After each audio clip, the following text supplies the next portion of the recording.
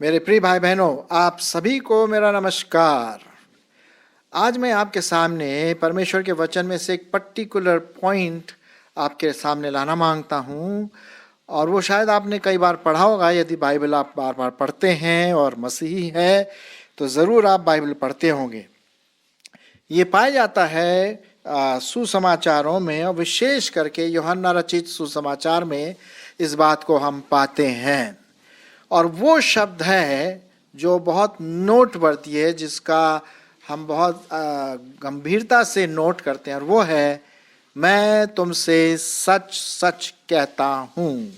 प्रभु यीशु मसीह ने कई बार ये बात कही लोगों से, व्यक्तिगत रूप से, भीड़ में या अलग अलग तरीकों से, और उन्होंने कई बार ये कहा, मैं तुमसे सच सच कहता हूँ।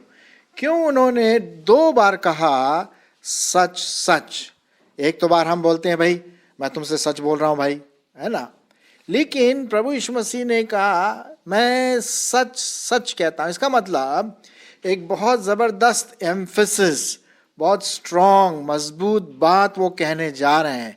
अब जैसे बोलते हैं ना, मैं तुमसे बार बार कहता आ रहा हूं, वो वर्ड बार बार, है ना।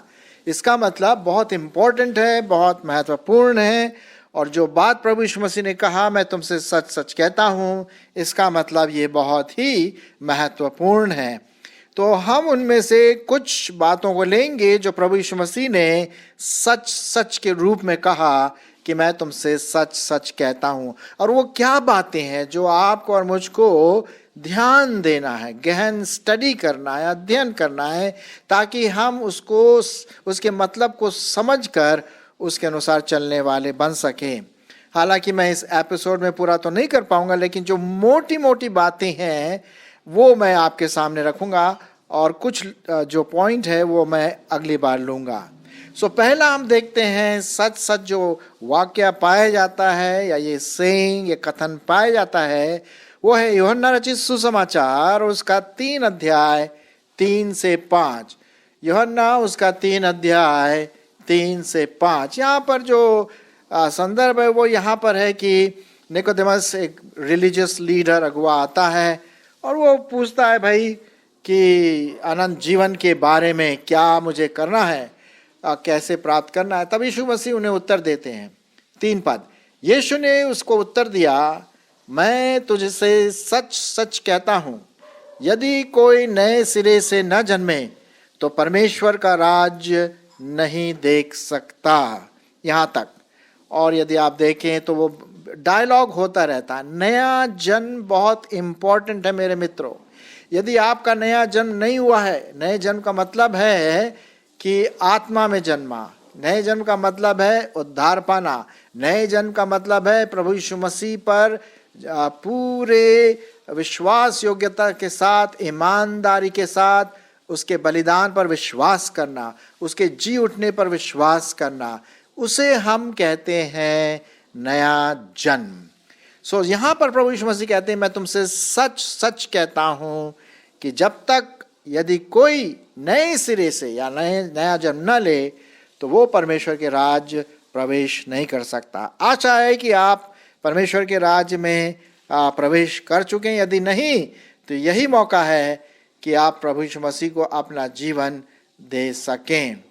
एक और बात हम देखते हैं सच सच के बारे में, और वो पाया जाता है 5वां अध्याय, यूहन्ना उसका 5वां अध्याय और उसका 19वां पद मैं आपके लिए पढ़ूंगा। यहाँ पर प्रभु यीशु मसीह इस बात को कहते हैं कि यीशु मसीह अपने पिता का, स्वर्गीय पिता की इच्छा को पूरी करने आए हैं। अपनी इच्छा नहीं, आपकी इच्छा नहीं, अपने परमेश्वर पिता की इच्छा को पूरी करने आए हैं। सुनिए, यूहन्ना उसका 5 अध्याय और 19 पद। इस पर यीशु ने उनसे कहा, मैं तुमसे सच सच कहता हूं, पुत्र आपसे कुछ नहीं कर सकता, केवल वह जो पिता को करते देखता है, क्योंकि जिन जिन कामों को वो करता है उन्हें पुत्र भी उसी रीति से करता है। यहां पर हम देखते हैं मेरे प्रियो कि यीशु मसीह अपने पिता को पूरी रीति से समर्पण था। जी हाँ, एक मनुष्य होने के नाते, एक परमेश्वर का पुत्र होने के नाते अपने पिता के प्रति, स्वर्गीय पिता के प्रति वो पूरी रीति से समर्पण था और उसकी इच्छा पूरी करने आया। और उसकी इच्छा क्या थी? परमेश्वर पिता की क्या इच्छा थी? परमेश्वर पिता की इच्छा थी ये थी कि यीशु मसीह बलिदान, हमारे पापों के लिए बलिदान हो जाए और तीसरे दिन मुर्दों में से जी उठे। और वो प्रभु यीशु मसीह ने पूरी किया। इसीलिए प्रभु यीशु मसीह ने कहा, मैं तुमसे सच सच कहता हूं कि जो पिता बोलता है उसे मैं करता हूं। उसी प्रकार से आपको और मेरे को भी बहुत जरूरत है कि हम प्रभु परमेश्वर के प्रति अपने आप को समर्पित करें, जैसा हम देखते हैं कि प्रभु यीशु मसीह ने पिता को समर्पित किया। आइए हम आगे बढ़ते हैं और भी सच सच की कुछ जो गाथाएं हैं। एक और पद मैं आपके सामने पढ़ूंगा और पाया जाता है यूहन्ना उसका 5वां अध्याय और 24 पद। यूहन्ना 5वां अध्याय और 24 पद। यहाँ पर बहुत ही जबरदस्त बात लिखी गई है और अगर हम इसको ध्यान से नहीं लेंगे, गंभीरता से नहीं लेंगे, तो यह जीवन और मौत का डिसीजन निश्चय होगा। सुनिए यूहन्ना उसका 5 अध्याय 24 पद। मैं तुमसे सच सच कहता हूं, फिर से वही बात आई, मैं तुमसे सच सच कहता हूं, जो मेरा वचन सुनकर मेरे भेजने वाले पर विश्वास करता है, अनंत जीवन उसका है और उस पर दंड की आज्ञा नहीं, परंतु वह मृत्यु से पार होकर जीवन में प्रवेश कर चुका है। करेगा नहीं, कर चुका है। तो मेरे प्रियो, मेरी आशा है कि आप प्रभु यीशु मसीह के वचन को अपने जीवन में ग्रहण किया, उस पर विश्वास किया, क्योंकि यही लिखा हुआ है, सच सच कहता हूं, जो मेरा वचन सुनकर मेरे भेजने वाले पर विश्वास करता है, अनंत जीवन उसी का है। और ये प्रॉमिस, ये प्रतिज्ञा हमारे प्रभु ने हम सबों को, मानव जाति को, आपको और मुझको दी है। सो इस बात का आप ध्यान रखें। आइए और दूसरे सच सच वाली बातें हम देखते हैं और वो पाया जाता है यूहन्ना उसका 6वां अध्याय और 26 पद। यूहन्ना उसका 6वां अध्याय और 26 पद। क्या लिखा हुआ 26 पद में? सुनिए परमेश्वर का वचन क्या कहता है। यीशु ने उन्हें उत्तर दिया, मैं तुमसे सच सच कहता हूं। फिर से वही बात आ गई, मैं तुमसे सच सच कहता हूं कि तुम मुझे इसलिए नहीं ढूंढते कि तुमने अचंभित काम देखे, परंतु इसलिए कि तुमने रोटियां खाकर तृप्त हुए। यहां पर जो संदर्भ है, जब भीड़, बहुत भारी भीड़ जा रही थी प्रभु यीशु मसीह के पीछे, भीड़ की भीड़, बेचारे भूखे थे, प्रभु यीशु मसीह ने उनको रोटियां खिलाई, उनको खाना खिलाया, तृप्त हुए, तो नेचुरली स्वाभाविक है कि और भी भीड़ उसके पीछे हो लेगी, है कि नहीं? भाई खाने के लिए कौन नहीं जाएगा? मैं भी चला जाता अगर मैं होता उस भीड़ में, तो ये तो स्वाभाविक है। लेकिन प्रभु यीशु मसीह जो टेम्पोरल है या क्षणिक जो भोजन है, उस पर वो ध्यान नहीं देते हैं। वो बोलते हैं भाई उसके लिए तुम खोज करो जो अनंत भोजन है, अनंत जीवन देता है। ये जो शारीरिक भोजन है वो क्या है? वो तो थोड़े समय का भोजन है। आपने खाना खाया, शाम को फिर भूख लगी, फिर रात में सोए और सवेरे उठा, फिर ब्रेकफास्ट, फिर भूख लग गई, दोपहर आते आते फिर भूख लग जाती। ये जो क्षणिक भोजन है, शारीरिक भोजन है, वो थोड़े समय का है, फिर भूख लगती। लेकिन प्रभु यीशु मसीह कहते हैं कि आत्मिक भोजन की खोज करो। तुम मुझे इसलिए ढूंढ रहे हो क्योंकि तुमने रोटियां खाई और मैं तुम्हें रोटियां खिलाऊं। मैं इसलिए नहीं आया कि रोटियां खिलाऊं, मैं इसलिए आया कि तुम्हें आत्मिक रोटियां खिलाऊं, ताकि तुम अनंत जीवन के सहभागी हो सके। हाँ, लिखा हुआ है 27 पद में, यूहन्ना 6:27, नाशवान भोजन के लिए परिश्रम न करो, परंतु उस भोजन के लिए जो अनंत जीवन तक ठहरता है, जिसे मनुष्य का पुत्र तुम्हें देगा, क्योंकि पिता अर्थात परमेश्वर ने उसी पर छाप लगा दी है। तो मेरे प्रिय भाई बहनों, आइए हम आत्मिक रोटी अर्थात प्रभु यीशु मसीह की खोज में लगे रहें। जो धर्म और धार्मिकता की खोज में रहते हैं, परमेश्वर उन्हें क्या करता है? तृप्त करता है अनंत काल तक। तो क्षणिक भोजन के लिए नहीं, वो तो जरूरी है हमारे शारीरिक जीवन के लिए, लेकिन अनंत जीवन के लिए प्रभु यीशु मसीह कहते हैं सच सच के रूप में। और फिर उसके बाद यदि हम आगे बढ़ें कि प्रभु यीशु मसीह वो आत्मिक मन्ना है, इसी का यूहन्ना उसका 6 और 32 में क्या लिखा है? सुनिए, संदर्भ वही है। यीशु ने उससे कहा, मैं तुमसे सच सच कहता हूं कि मूसा ने तुम्हें वह रोटी स्वर्ग से न दी, परंतु मेरा पिता सच्ची रोटी स्वर्ग से देता है, क्योंकि परमेश्वर की रोटी वही है जो स्वर्ग से उतरकर जगत को जीवन देती है। और ये स्वर्ग से उतर के कौन सी रोटी आई? जी हाँ, ये प्रभु यीशु मसीह है, क्योंकि यीशु मसीह ने क्या कहा? जीवन की रोटी मैं हूं, जीवन की रोटी मैं हूं। जब हम इस रोटी को खाते हैं, खाने का मतलब इस पर विश्वास करते हैं, तो अनंत जीवन हमारा होता है, शाश्वत जीवन, अनंत जीवन जो कभी मिटेगा नहीं, कभी खत्म नहीं होगा, है ना। शारीरिक भोजन खाएंगे फिर भूख लगेगी, लेकिन आत्मिक भोजन खाने से हम हमेशा के लिए तृप्त होते चले जाएंगे। आइए हम आगे बढ़ें और क्या बात हम पढ़ते हैं सच सच के विषय में, है ना। यूहन्ना रचित सुसमाचार उसका 8 अध्याय और 34 पद, यूहन्ना 8 और उसका 34 पद देखते हैं यहाँ पर क्या लिखा हुआ है। ये भी बहुत इंपॉर्टेंट बात है मेरे प्रियो, और इस पर हमें ध्यान देना। यीशु ने उनको उत्तर दिया, मैं तुमसे सच सच कहता हूं। फिर से वही बात आ गई, मैं तुमसे सच सच कहता हूं कि जो कोई पाप करता है वो पाप का दास है। बहुत भयंकर बात है ये। जो पाप करता है वो क्या है? पाप का दास है। जी हां। अब प्रश्न ये उठता है कि क्या हम पाप कंटिन्यू करते चले जाते हैं? यदि ऐसी बात है तो हम पाप के दास हैं, हम स्वतंत्र नहीं हैं, हम पापी हैं और पाप के दास बन जाते हैं, है कि नहीं? तो ये प्रभु यीशु मसीह ने बहुत गहराई से, गंभीरता से ये बात बताई कि मैं तुमसे सच सच कहता हूं, जो कोई पाप करता है वह पाप का दास है। आइए हम उस दासत्व में से, उस पापी दशा में से निकल करके प्रभु यीशु मसीह के पीछे हो ले, जो कि जीवन की रोटी है, जो हमें हमारे अपराधों से हमें दूर करता, हमें क्षमा करता है। अच्छा, एक और बात हम देखते हैं सच सच वाली बातें, और वो पाया जाता है यूहन्ना 8:58। यूहन्ना की पत्री उसका 8, पत्री नहीं, यूहन्ना का सुसमाचार 8:58। बहुत इंटरेस्टिंग बात लिखी हुई है। देखते हैं क्या लिखी है।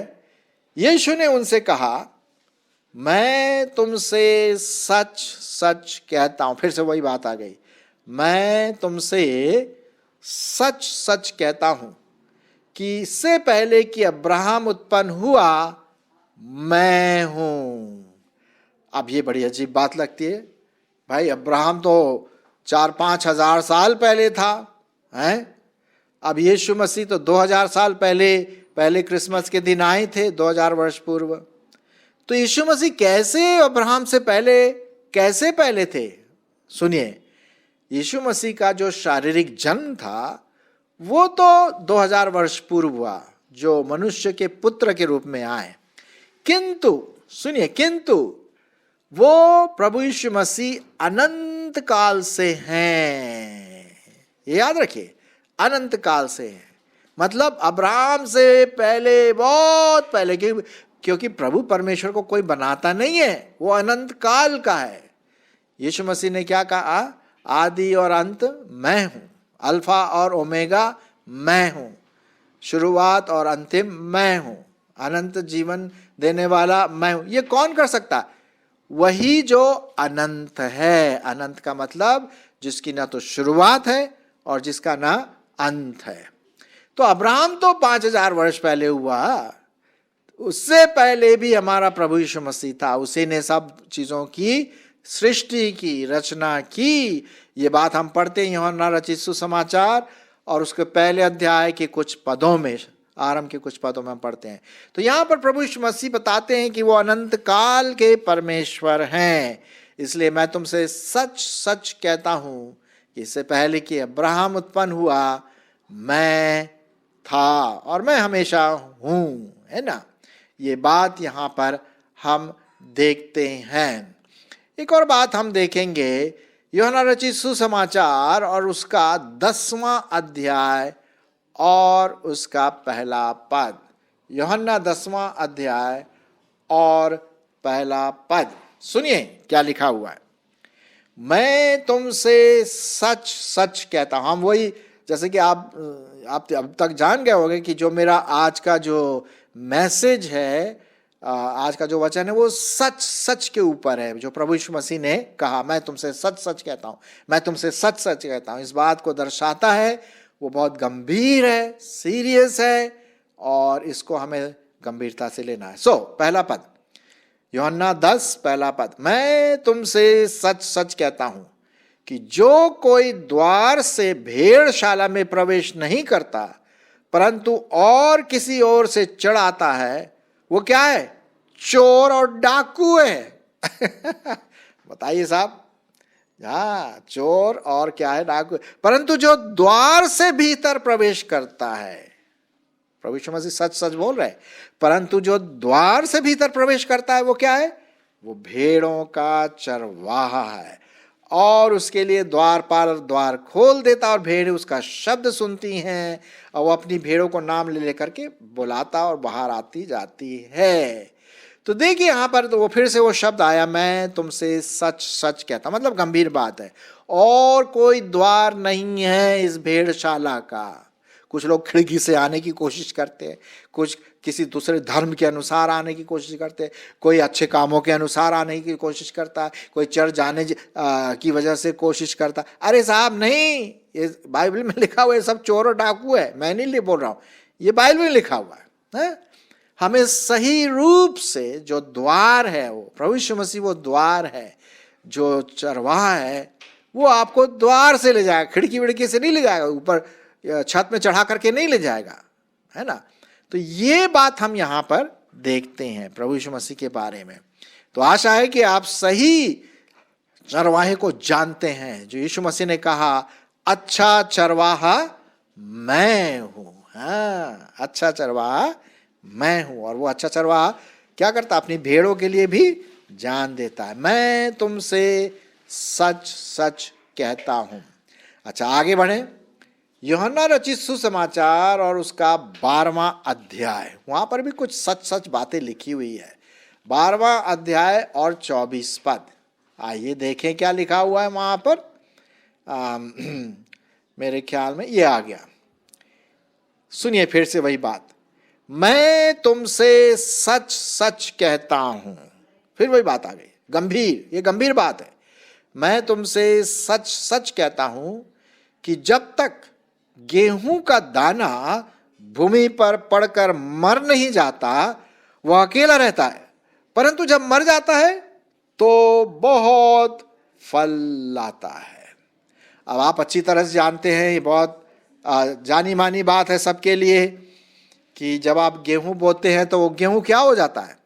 अंदर सड़ जाता है, लेकिन उसके अंदर से जो उसमें जो क्षमता होती है, नए जीवन की अंकुर फूटता है और वो ऊपर आता है। और उस गेहूं के एक दाने से कितने दाने निकलते हैं? हर एक किसान जानता है, 50-60 करीब दाने निकलते हैं एक गेहूं के दाने से, है ना। प्रभु यीशु मसीह बहुत अच्छी किसान की भाषा में ये बात कह रहे हैं।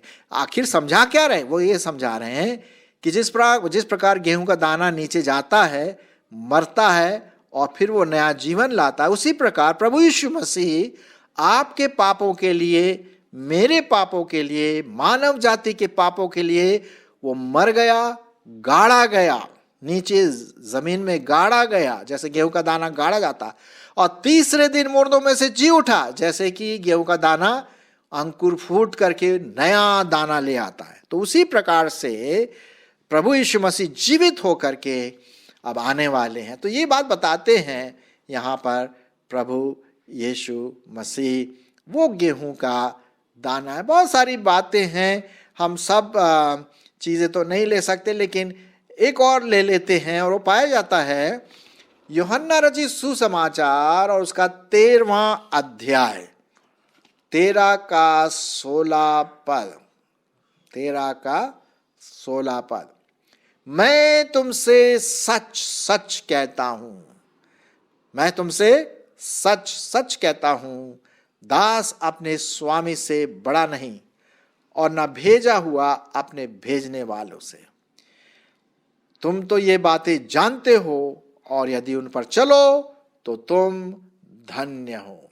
यहां पर क्या लिखा हुआ है? प्रभु यीशु मसीह एक दास का रूप धारण करके आया। जी हां, उसने अपने आप को शून्य कर दिया। फिलिपियों की पत्री में लिखा हुआ है कि उसने अपने आप को क्या कर दिया? शून्य कर दिया। एक सर्वेंट का रूप ले लिया, दास का रूप ले लिया, ताकि वो हमारे पापों के लिए मारा जाए, कोड़े खाए और बलिदान होकर के तीसरे दिन मुर्दों में से जी उठे। आज प्रभु यीशु मसीह दास नहीं है, वो राजाओं का राजा और प्रभुओं का प्रभु है। तो आइए हम अपने स्वामी के हाथ में अपने आप को सौंपे, अपने पूर्ण व्यक्तित्व को उसको सौंपे, क्योंकि यीशु मसीह कहता है मैं तुमसे सच सच कहता हूं। मैं देख रहा हूं कि मेरा टाइम खत्म हो रहा है और भी 4-5 बातें रह गई हैं सच सच से संबंधित। आप जरूर इसको स्टडी करिए अपने व्यक्तिगत रूप से। सो मेरे प्रियो, आज हमने प्रभु यीशु मसीह के उन कथनों को देखा मोटे मोटे रूप में कि यीशु मसीह की कथन जो उन्होंने कही का क्या मतलब है जब उन्होंने कहा मैं तुमसे सच सच कहता हूं। ये बातें आप दूसरों को भी बताएं और प्रभु यीशु मसीह के पीछे ले, गंभीरता से उसकी बातों को सुने, परमेश्वर के वचन में आगे बढ़ें। यही मेरी आशा है। आमीन।